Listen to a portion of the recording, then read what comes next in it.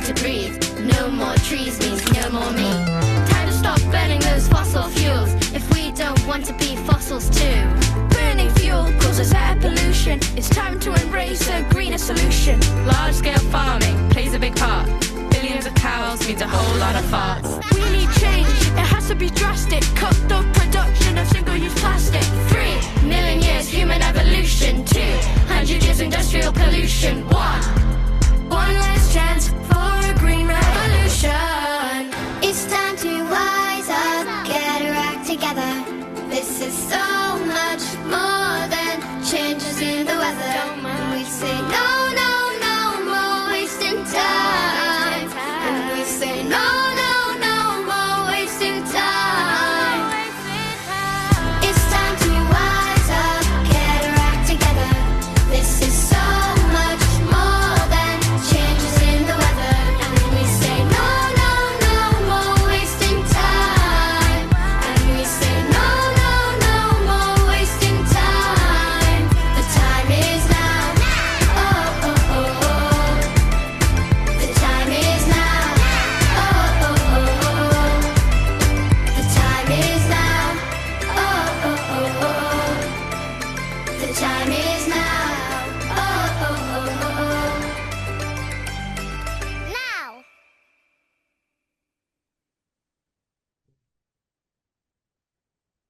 Hence, multiplication. We go. I tell you, those YouTube ads drive me crazy. Good afternoon, everybody, and welcome to Weekend's Lunch and Learn. And happy Earth Day for those of you who were not here when I said it earlier. We are very pleased today to be hosting this webinar with Cara Wilson from the Quatsino First Nation. She's going to be telling us about her project to bring sustainable energy to her people, and we're really honored to be able to help make this happen. We Can is an active and growing volunteer-run network of over 275 climate action groups across BC, all of which share our deep feeling of urgency and reality of the climate crisis. And it's our hope that together we can make a difference and build a better world. My name is Catherine Maas, and I'm coming to you today from my home on unceded Lekwungen territory near Mile Zero of the Trans-Canada Highway in so-called Victoria.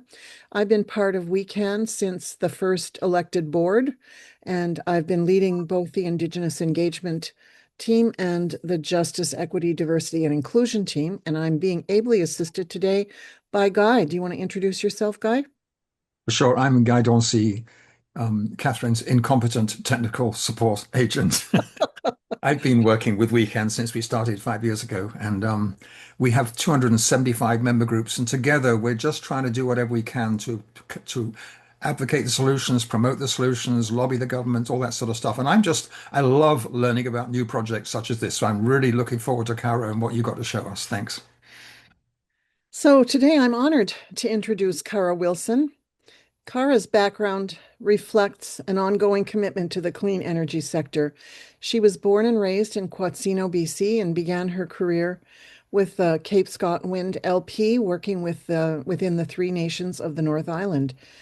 Following the honor of receiving the Anitra Paris Female Youth Leadership Award at the CEBC Generate Conference in May of 2025, Cara has remained dedicated to strengthening her nation's economic future through clean energy. Cara's goal is to continue leading First Nations-driven conversations and projects within her traditional territories. Ultimately, she's hoping to inspire neighboring communities to explore their own clean energy opportunities and encourage the younger generation to step forward as leaders in this journey. And she's looking forward to continuing this important work and connecting with others who share those goals. So this is her opportunity to do that today. Go for it, Cara. Hi, my name is Cara Wilson, and it's good to meet everybody online today. I'm here to tell you about Quatsino First Nations Clean Energy Initiative journey. And with that, I will share my screen. So Let's see. Quatsino First Nation, along with the Quaggas First Nation and Talasiqua Nation, began negotiations of our wind farm in 2004. Following our construction in 2012, the Cape Scott Wind Farm went into full production as of November 2013, connecting to the BC Hydro grid. In 2017, Quatsino, with the support of Berkeley Project Group, applied to the New Relationship Trust to begin community engagement to discuss potential energy initiatives. This engagement process allowed community members to share their vision and emphasize the importance of ensuring that the community energy plan reflected Quatsino's values and philosophies. A strong priority emerged, which was improving energy efficiency homes, community buildings, and to make them more affordable. Additionally, 76% of the respondents supported the development of renewable energy projects within our territories.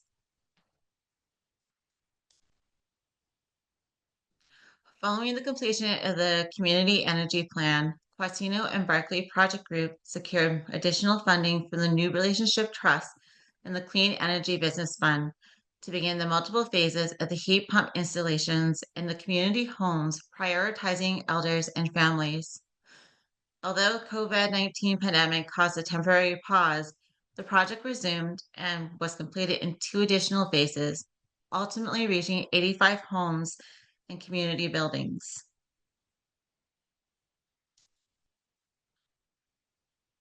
Quatsino then later successfully secured funding through the EPIC program with Fraser Basin Council, which supported the creation of the Quatsino Energy Champion position.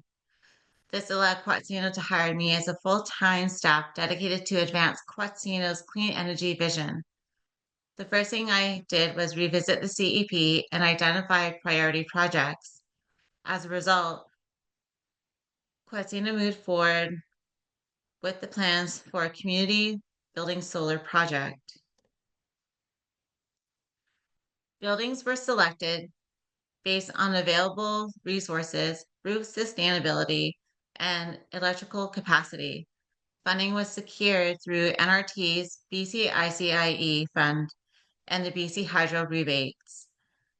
Schiff was chosen as our project contractor. Our administration building solar panel installation was completed March 5th, 2025. Our daycare, solar panels, and battery storage system were completed July 18, 2025, and the Kakalati School was our final community building with solar panel installation completed as of March 27, 2026. Our estimated system performances for the daycare was 34 kilowatts per hour with 115.2 kilowatt battery storage, generating 33.6 megawatts an hour, reducing BC Hydro reduction by 65% with an estimated cost of savings of $4,704.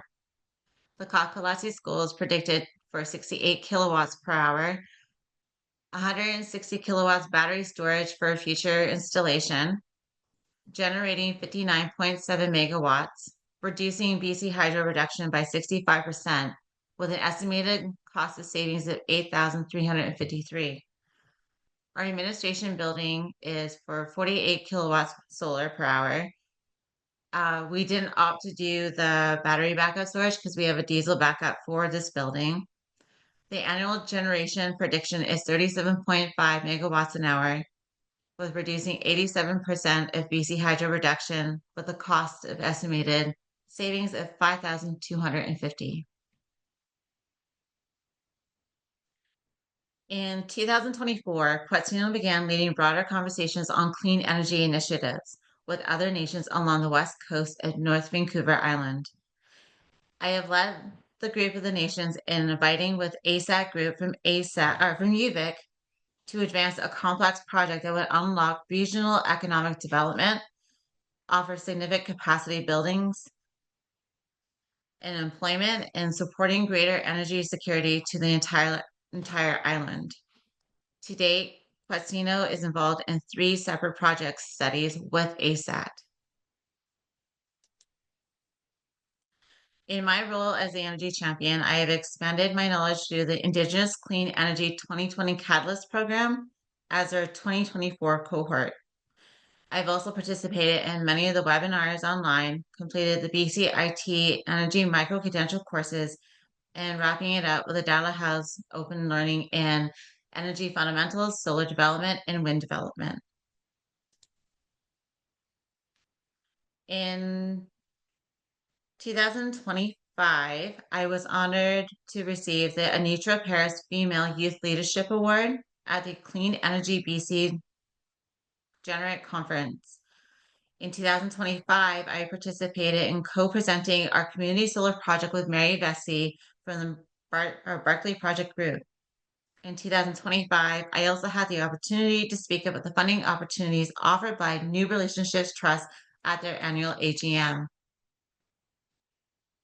Today, Quatsino still plays a central role leading important conversations around clean energy and is actively exploring the next generation of projects within our territories. By being proactive and collaborative, by engaging government, BC Hydro, academic institutions, and private sector partners, we can take control of realizing our own clean energy vision. My job is to advance Quatsino's interests on a daily basis, and I feel that our track record shows such a significant stride over the last 10 years, and I am very excited to continue on with my role. My aspirations extends beyond my home and my children. It is for my nation to continue growing within the clean energy industry while strengthening our economic future. I hope to inspire the neighbor communities to take the step forward, exploring their own clean energy opportunities, and to encourage our younger generation to carry on this journey forward as the leaders in the clean energy sector. I am committed to continuing to lead First Nation driven conversations and projects within our traditional territory. And I thank you for allowing me to share our story. Thank you so much, Cara, for that wonderful presentation. It's inspiring to hear what you've been doing and what motivates you in particular. I think many of us, I certainly speak for myself in the climate movement, we are motivated by trying to leave a better world behind for our children and grandchildren. And you're just doing a wonderful job of not just bringing energy to your community, but modeling the kind of leaders that we need to have to guide us into a brighter future. Thank you so much for that. I'm guessing that there is going to be a lot of questions for Cara about this wonderful presentation. I would invite you to raise your hand if you have a question, and we'll take them. The nice thing about raising your electronic hand is that we can take you in order. And So first of all, Cara, can you stop the sharing so that we can go back to who we all are?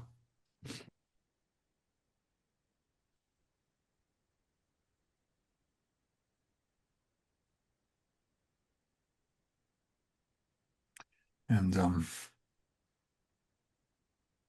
button, you're muted too. Yeah, you're muted, but the button's hiding from you somewhere. I can see that.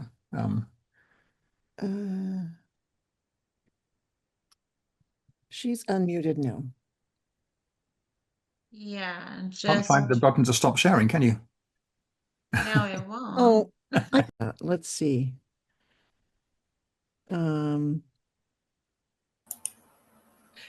The button to stop sharing should There be. we are. Successful, successful. Right. I'm sure that as host, I have the way to do that, but I've never had to do it before. Okay, we're all set. And I see we've got a hand up. William, unmute yourself and let us know what your question is.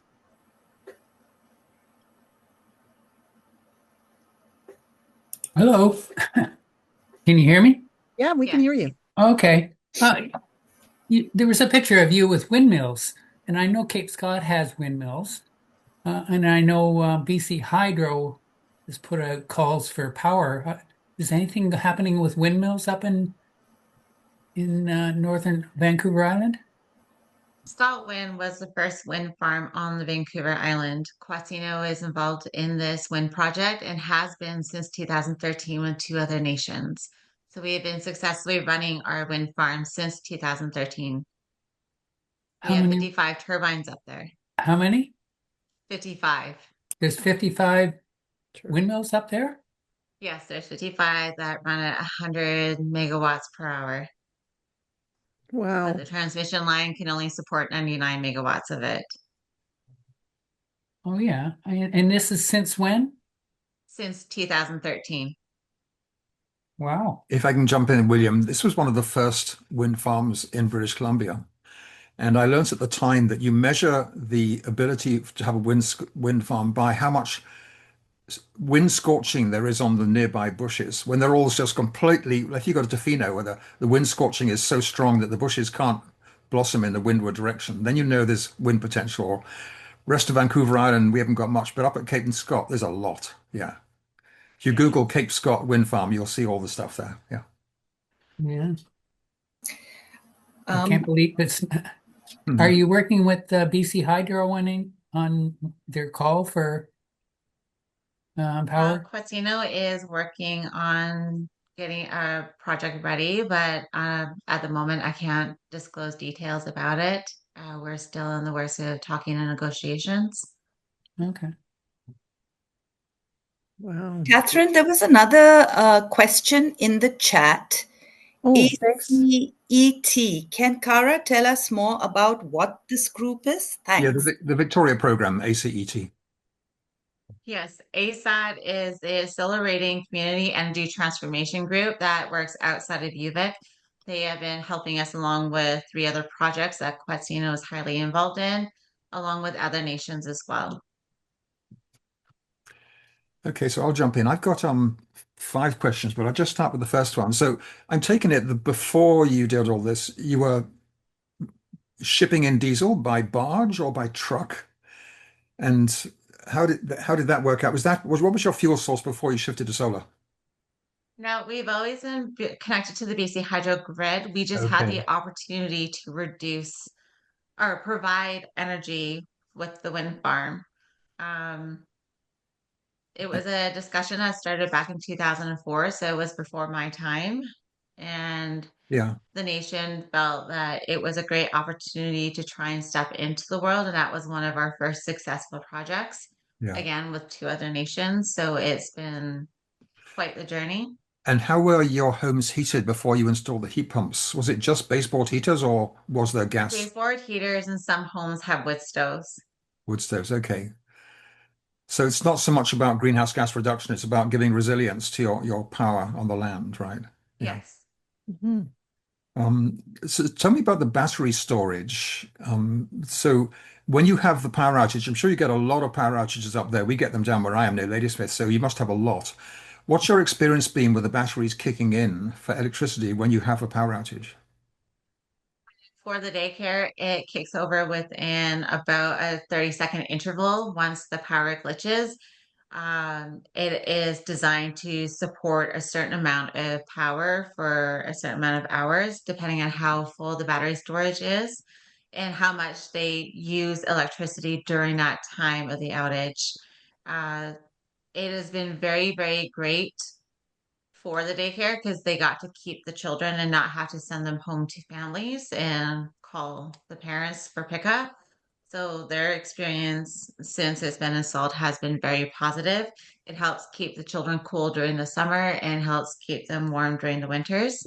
Yeah. And they have a safe space to still be when the power is out and their parents can tend to what is needed to be during the outages. So do you preference the battery storage to go to the daycare rather than the administrative buildings? The administrative building has already had a generated diesel backup All right. due to the outages prior to before this project started. Like you've said, we do experience quite frequent outages, and because of that, they took the steps a few years before I started and had the diesel generator already connected to the admin building. So instead of trying to have a battery storage here, we opt to keep the diesel Yeah. generator, but have the solar panels to reduce the cost of Yeah. energy use during the day. So there's other people, if you've got questions, put your hand up. Otherwise, I'll just continue because I've got another question about the heat pumps. I have a heat pump myself. My learning curve has been quite big. I mean, the fact that we had to, sometimes the heat pumps don't seem to kick in. Sometimes you think it's on, we have to put it at a higher temperature than it actually needed to be, and it's frustrating as I go around and wave my arms to show that there's someone in the house. And have you had people learning on a learning curve for how to make their heat pumps work the best? Yes. So a lot of our homes are two-story level homes. A learning curve that the community members had to learn was that your upstairs couldn't be out of the 5-degree range of the bottom stairs.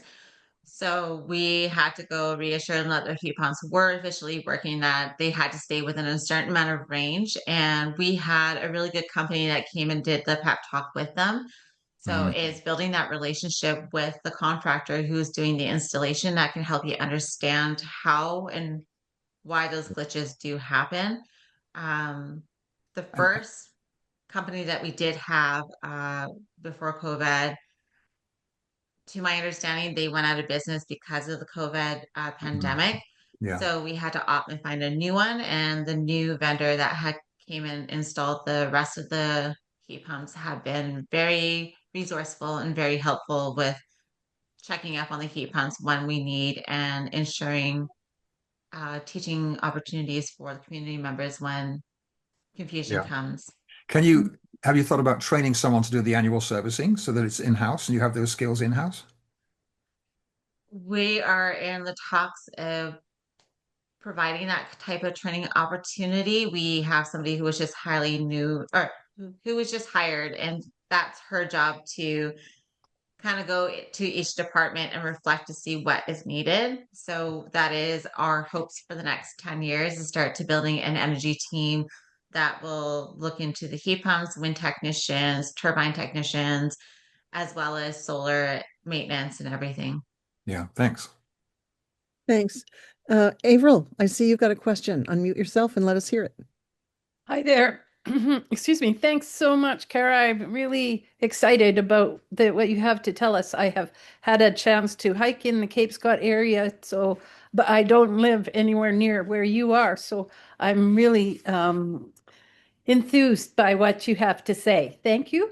I am curious, however, about the possibility of things growing much larger. So I wanted to ask you if within your own community, you are then subsequently connected to other Indigenous communities who are also engaged in renewables on their territories and within their community, and if there is some form of network across British Columbia that can allow for that, so that you are able to share best practices among you and possibly even share financial resources for large bulk purchasing in some sort of collective way. Is that something that is also involved for your community?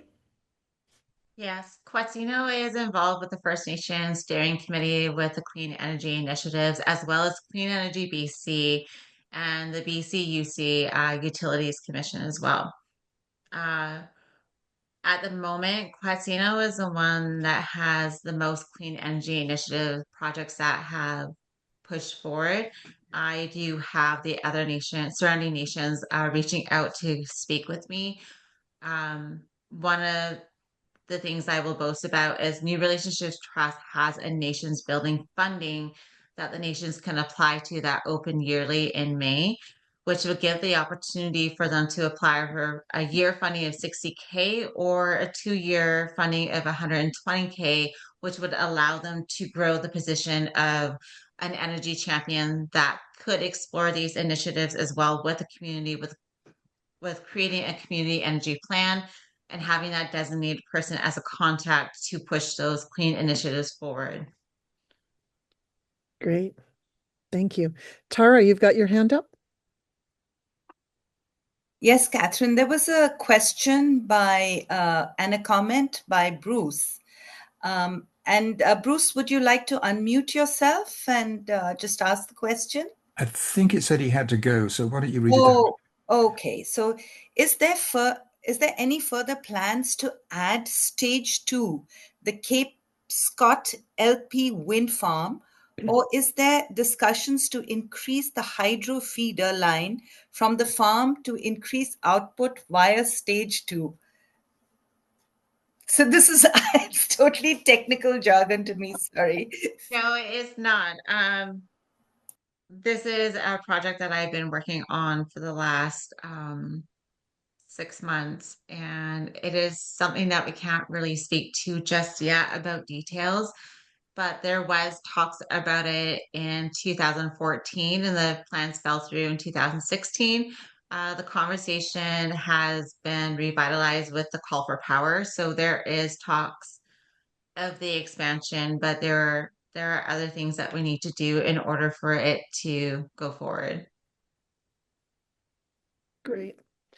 Daryl, you've got a question. Hi, Kara. It's Daryl Gaddy. Glad to see you again. Kara and I started pretty well together. I used to the program lead for the EPIC program, Energy Peers in Indigenous Communities. And Kara was one of my initial people that I recruited to the program. And I am just very excited and happy to see that she's moved on. I was surprised when EPIC, which was a solid success, was canceled by BC Hydro. Now, why would they cancel a successful program and continue on with the other programs limping along? But then that's just me. That's just my speculation. I don't know. They're a huge conglomerate with a bunch of different tendrils going out. So I don't. I just want to say congratulations on your good work, and we hope to look forward to. We would like to feature you in one of our Fraser Basin Council leaflets. So I'd be happy to touch base with you later on. But just thanks a lot. I'm very glad to see your good work. Yeah. See, you're going to be famous, Kara. I mean, you two, I'm sure could have a fascinating conversation for the rest of us because you're both deep into the weeds of all this stuff. Yeah. Daryl, have you got any commentary on the prospects for other First Nations in coastal areas doing more renewable energy? I'm really tied into to all of the communities that are on grid. I don't really have anything to do with the off-grid communities. That's more somebody else's part. BC Hydro is working more with the off-grid communities than they were when we first started, EPIC, and the on-grid. Because EPIC is all on-grid, or was all on-grid. And the new program that I'm running as program lead is called the Energy Efficiency Mentorship Program. So we try to bring expertise to the community for the community that stays in the community, rather than a non-Indigenous consultant coming in, dropping information down on the table, then leaving, and people haven't had a chance to process it or actually work with it. That's what our new program does, but it's entirely Indigenous. Can I jump in for something for both of you then? Because the energy efficiency part of this is normally you do the energy efficiency first to reduce demand, putting in the light bulbs and the better windows and all that stuff, and then the solar goes a lot further. Kara, what have you been doing to get people tuning into more efficiency, both in their appliances and in their habits locally? So that is the housing department, and I'm not fully involved in that just yet. Right now, we're looking into the Pure program to do retrofitting to ensure that the heat pumps are 100% efficient for the winter and summertime. People are very mindful of their lights and heat being on. The next stages will be doing that kind of community engagement, but from an energy perspective to help have those conversations. I've yet to have one, but my plan is to have one this summer. I was very wrapped up with the solar project last year, and now that it's finally done, I can move forward and do a complete community engagement and try to revise our community energy plan, because I know there's excitement of starting the solar panels and battery backup storage individually for the homes, and to kind of see what our options are for the community in that sense. So I'm being naughty here, but Daryl, do you have any advice about Kara persuading the housing department to get more involved with efficiency stuff? Advice? Yes, advice. Well, all we have to do is just keep on looking at what is available. And what is being provided, like energy efficiency in Indigenous communities. Well, that's what I'm doing, and I'd like to speak with Kara about how, if there's any way we can help them, and then work from there. So you build on one community to the next to the next. There you go, lifetime of wisdom. All right, we got a few questions lined up. Roger, you're next up.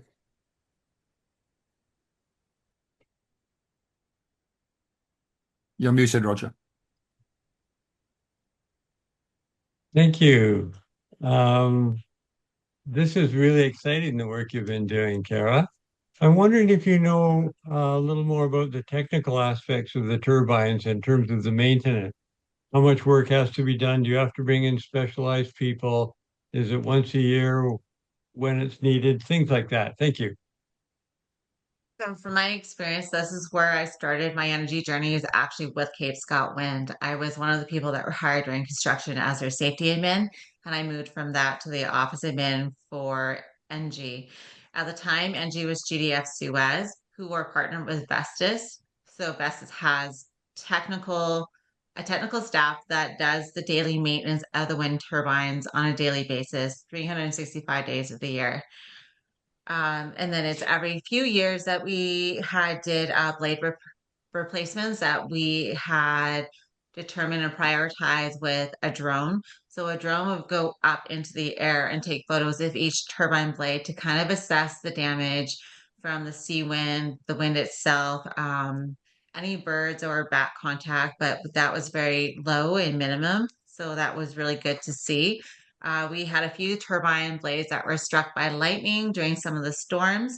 So those were very high prioritized. And we would have a crew that would come up during the summertime and set up for about a 4-month interval.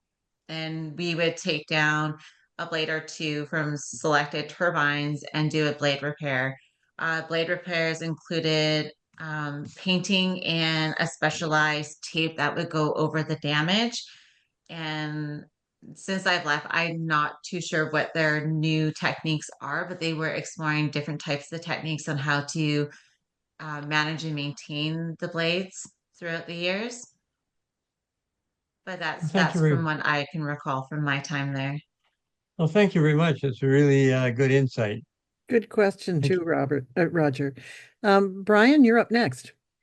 Thank you, and Kara, great work. I like what you're doing. I recently met up with someone who was just hired at Haida Gwaii on a sort of sustainability program, and I'm encouraging them to review what's been done elsewhere. I would like to get, if possible, I'd like to get you in touch with them, and also to send them this recording. Catherine, I assume this is going to be available later. Yeah. And if I can get your email, and also Daryl's, because his program sounds interesting as well. I could pass it on to Jess, who I'm encouraging to do the work that you're doing. If you could, Yes, I'm not sure I'm how I can very get them in open touch to with you. sharing the story and having the connection. I think Catherine can send and circulate my contacts, my email, and my phone number, and I would be happy to get in touch with them. I'll certainly be glad to do that. And Thank Brian, you you. know me, you know where to find me, right? Oh, yeah. Super. William, you got another question? And your dog is muted at the moment, William. Bark, bark. There we are. You mentioned that you have some expertise in the solar and maintenance area up there. Solar's gone through a bit of ups and downs on Vancouver Island. We lost a company called Viridian this year that installed a big project where I live. But Shift you're using, is that correct for your Shift installation? was the contractor that was selected, yes, to do our installations for the community buildings. Are you training your own staff to do maintenance and anyone going to BCIP So or? we just hired a training coordinator. So she's going to be sitting down with me in the next couple of months to see what type of job creation we can do with the energy department. Solar is one of them. Wind technicians, this is second, and turbine technicians are another one. Because there is a very high demand for wind technicians. We have all the wind farms, but very few wind technicians that are being sent from America. So we're trying to get ahead of that now and trying to promote the programs. When I was working with Cape Scott Wind, David Cousins, who was the first site manager before he retired, he used to have a youth mentorship where he would hire a summer intern to kind of shadow what Vestas was doing with the maintenance during the summertime. we had one successful candidate that went through with the Lethbridge wind technician training, and he's back here in Port Hardy as one of the high end wind technicians. So because he said the shadowing did help him with the jargon and the lingo and the training, so he loved that opportunity. So since David has stepped away, we have a new site manager, and I'm hoping to get in touch with him to sit down to promote that type of training again. Yeah, it's nice to have local expertise when things go wrong. Just Yes, one last exactly. question is, there seems to be a lot of talk these days about virtual power plants, um, communities setting up their solar, and I haven't really seen anyone on Vancouver Island doing it. Do you know the terminology, virtual power plants, and how they run? No, I don't, but we have come across that conversation as well as it's in the innovative stages at the moment. Right. So there's talks of having your O&M building, which is the operations and maintenance building, from a further location. There are pros and cons still to that type of stage, especially if it is a hands-on that needs to be fixed. So they're still kind of sorting out and weeding out how they're going to be doing that remotely. Okay, keep me So posted. for yeah, because at the moment, Cape Scott does have an O&M building on site, but we also have a town site as well. Right. So we can do wind maintenance for the turbines from the Port Hardy location, but when things go offline, we do need to still go to site and go check on it visually ourselves. Right. Okay, thank you. I see a couple of questions in the chat. Gee, the chat just jumped on me here, which I'm going to pull first before we go to the hands that are up. Marianne Shannon is asking, can wind blades be prepared for many years, and what happens to them if they cannot be used any further? So far, when at this moment we have one blade that we have placed at the Port Hardy welcoming sign, just to kind of give visitors and the town kind of a sense of how big the turbines and all that are and the blades. From what I recall, we would ship them back to the manufacturer, which I'm pretty sure was in one of the European countries, because that's where Vestas is from. We had our contract for the components to be shipped from where Vestas manufactures. Sorry, I don't have that direct information at the moment, but we would have them shipped back down by freight on a freight truck to be shipped from Deep Point to mainland and back out to where they were from. As preparing, so far, a majority of the blades have been quite well, considering it's been there since 2013 and been operating. A majority of a lot of the maintenance is very theoretical and just kind of from previous wind farms to see if it goes hand in hand and helps with our conditions and weather, as each wind farm is different with the environmental elements. I can throw That in helped. I can throw in a chuckle. When those blades go up and down the island highway, people are going, wow, and they're putting it on Facebook. So it's not just one big truck, but a big truck with a trailer. They are huge, those blades, right? Yes. It really raises an interesting question too about with what's been going on in the Gulf of Hormuz and how much more difficult and expensive it is getting to ship things around. How valuable it would be for us to develop some capacity to produce this in our own country and not be Yeah. shipping it from Europe. Yeah. Which is way Yeah. beyond your scope of responsibility, but I think it's something that we need to be thinking about as a country, you know. We need to have Yes. this capacity locally. There's one other question in the chat that I wanted to pull up from JC Scott. His question, I think JC is a he, I don't know, is about energy storage. What types of batteries are used? And has any other form of storage, such as thermal salt or sand or wind-powered hydro storage, been studied?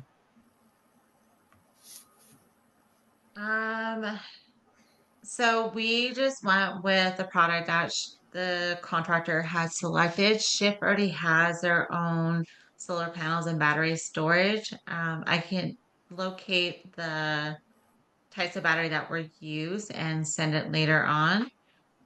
We have not yet explored the thermal salt or sand or wind powered hydro storage system, but we have talked about the solar battery storage being within the community to either possibly help power the community, but that's still in the talks at this moment, just because we've had a few vendors reach out to us to talk about it. We have still yet to sit down with them. It's just myself and one other person in this department, so we're kind of stretched thin, and we're still exploring our options to see what is best suited for the community. Great, thanks. Guy, do you have another question? Yes, it's about the solar. It's a two-part thing. Are you looking to expand solar to the people's homes? Yes, we are.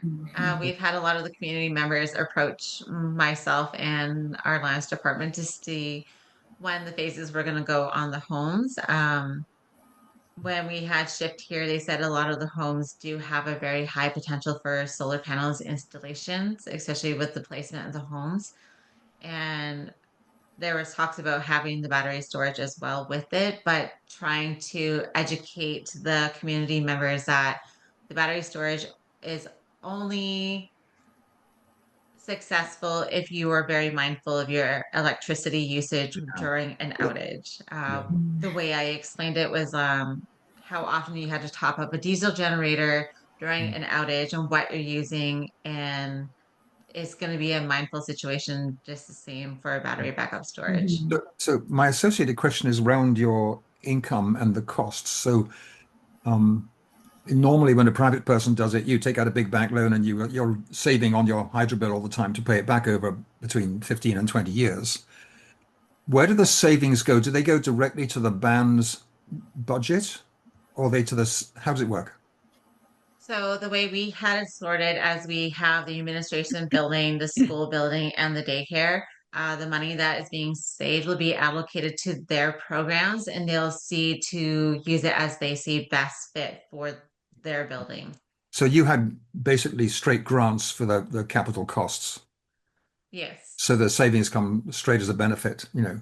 Yes. Yeah. And one other thing, as the price of electric cars goes down, do people talk about, the ability to have electric cars locally instead of buying new F-150 pickup trucks, which are just the same price as electric cars and use a whole lot of gas, which has to come from all over the place, right?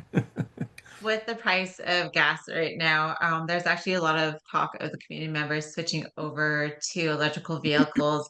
At the time, we don't really have much EV charging ports, but we do have a gas station that we are just finalizing within the community, and there's talks of having that EV charging port installed there.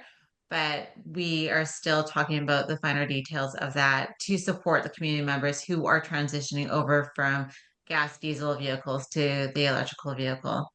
How far are you from Port Alice or Port McNeill? What's your nearest big community? We are 10 minutes from Port Hardy, 25 from Port McNeill, and about 45 from Port Alice. Oh well, I have a my electric car, the Kia Kona, has 400 kilometers range in summer, in winter, and 500 kilometers range in summer. So range ain't going to be a problem for you, right? No. Yeah. And had you looked at the potential for buying an electric vehicle for car share purposes for people to help them get around and not have to pay the high gas prices?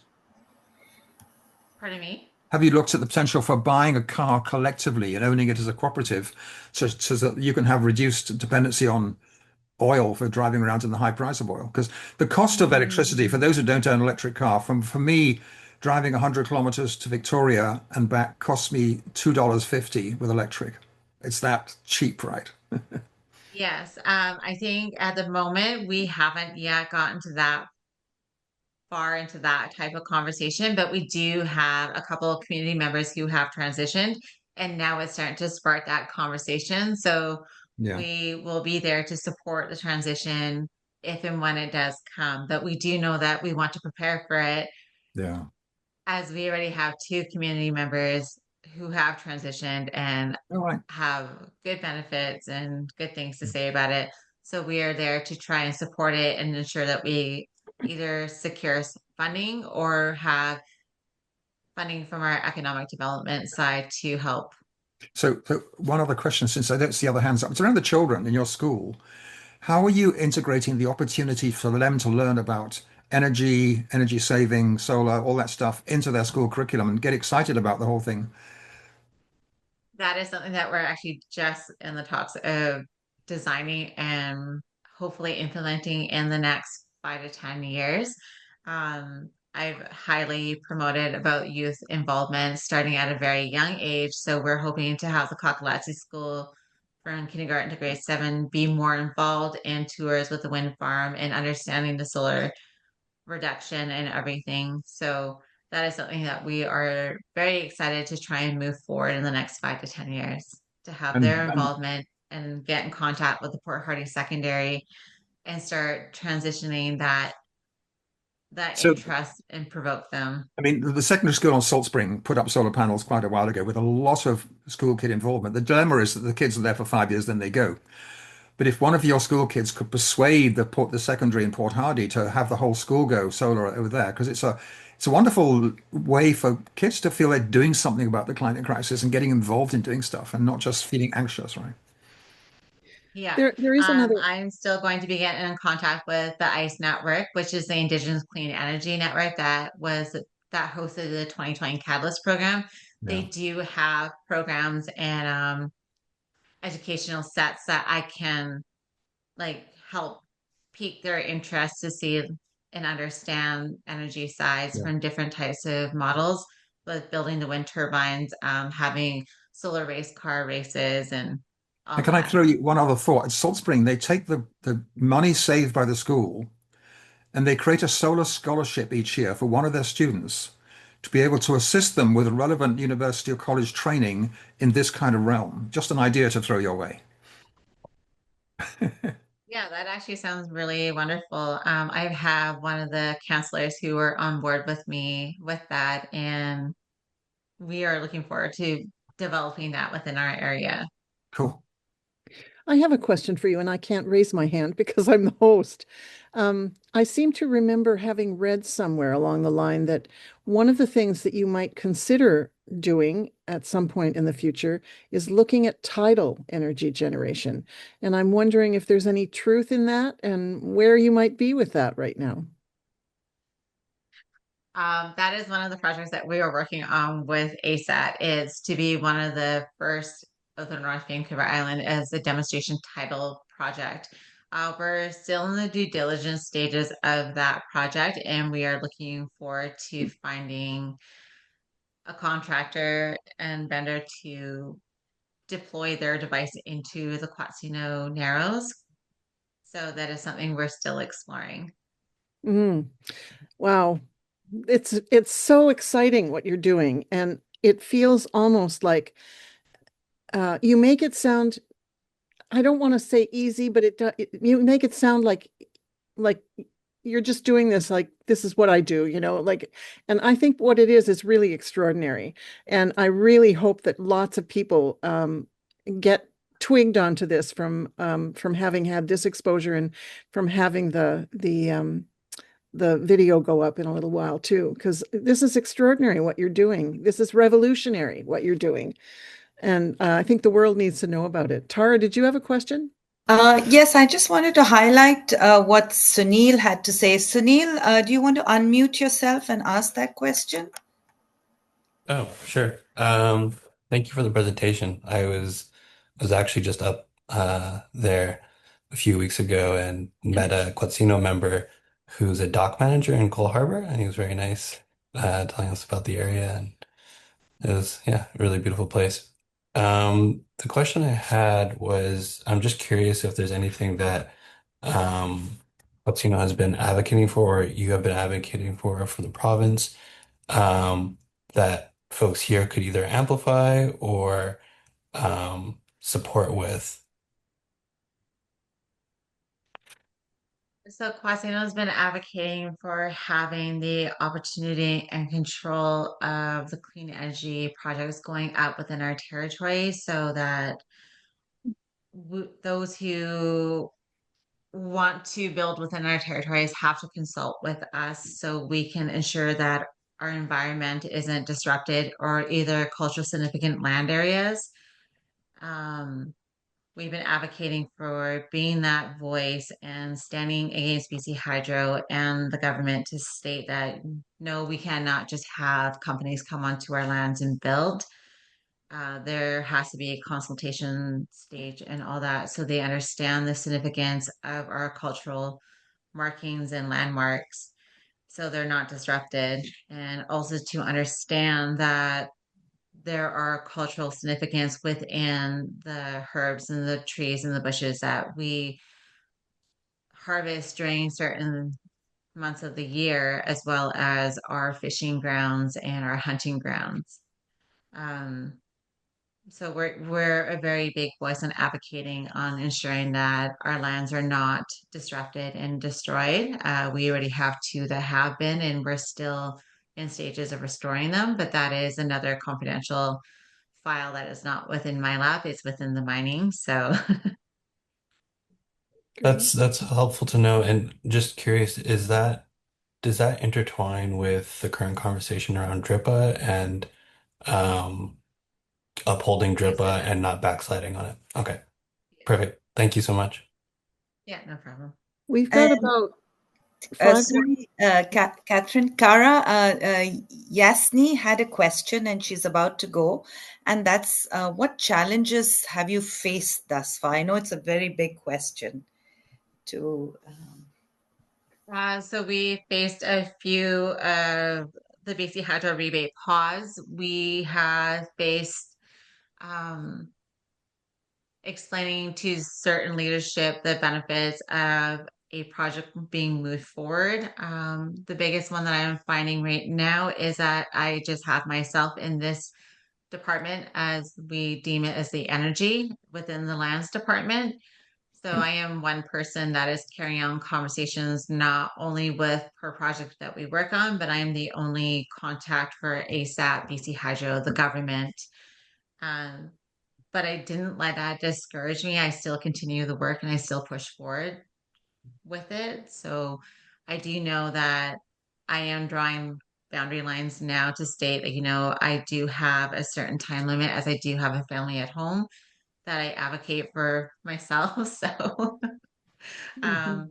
even though there are other challenges, we have sparked inspiration. So that is one of my main takeaways from it. So I'm proud to still continue this work going forward. Mm. I've got one quick wrap-up question from me. Do you welcome tourists and visitors coming up? Are you set up with Airbnbs and places to stay, or learning about the Quatsino First Nation?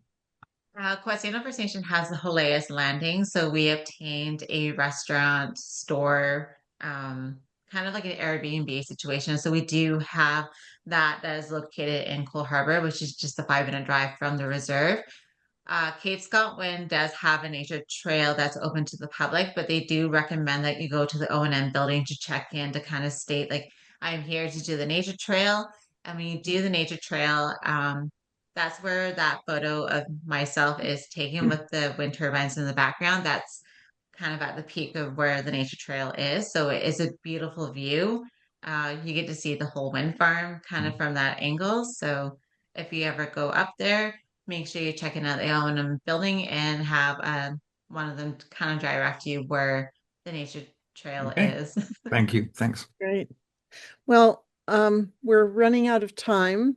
I'd like to offer a final thank you to you, Kara, for this engaging and inspiring presentation. You just made my day. And my thanks also to all the people who joined us today for your own engagement and your questions and your enthusiasm about this project. This presentation, as we said, is being recorded and it will be available in a few days on the WeCan website. Perhaps we'll put a note in the newsletter when it's available. So those of you who are followers of the newsletter, you'll be able to see when it goes up. There's just a couple of reminders that I would like to share before we close. WeCan runs these Lunch and Learn events regularly, and you can subscribe to our newsletter to see when these events are taking place. We don't have a fixed schedule because it kind of depends on when we can identify as a project and work it in with somebody's time schedule. But you can always check out our website for more information on all the other things that we're doing. I think that Guy is pasting that into the chat right now, the links for that. I'd also like to add that WeCan is run almost entirely by volunteer labor. And if you're able to support our work by donating, we'd be very glad to receive. Even the smallest donation really makes a big difference. We have a 1/4 staff is what we pay a salary to, and all of the rest of the work that's done by WeCan is done with volunteer labor. So just a final thank you again, Cara, for this inspiring presentation. And thanks to everybody for being with us today. Yes, thank you for having me. You were a delight to work with. Okay, like I said, if anyone wants to get in contact, Catherine can cycle around my email and my phone number. And thank you for joining in for this Lunch and Learn. Thanks for being so generous and offering your contact information. That's really, really nice. Okay, everyone have a great day. Thanks, everyone. Everyone Bye, have a everyone. great day. Bye.